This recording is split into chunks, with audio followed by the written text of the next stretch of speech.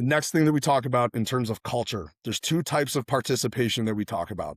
There's passive participants and then aggressive participants. Our passive participants, how do we identify them?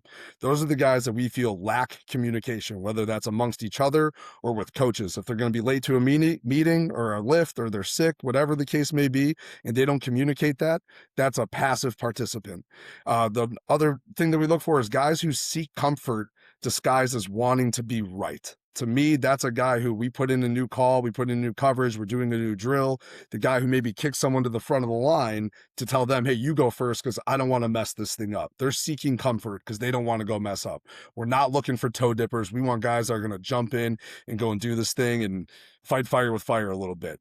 We also look for guys that are apathetic to negative outcomes and they only celebrate their positive personal outcomes. That's the guy who maybe somebody out on the field misses a tackle and it's a guy that he's competing with and he's like, whatever, not a big deal, right?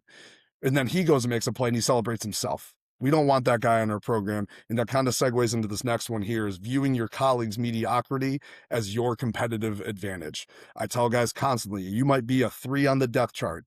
And if the 2 goes and makes a great play, you need to celebrate him. And if you're constantly looking at him and seeing something that he doesn't do well that you know you could help him with, you don't want that to fester. You want to go help him because we're trying to elevate the entire team. So what do we look for in an aggressive participant? Guys who force communication. They embrace adversity and new challenges without that fear of failure. They accept any negative outcome and then they celebrate positives while being able to learn from both types of outcomes. Empowering their colleagues is the last one that we talk about constantly here. We had a little system in place where we called it Zone 1. And Zone 1 is a guy that brings others along. That's the biggest defining factor.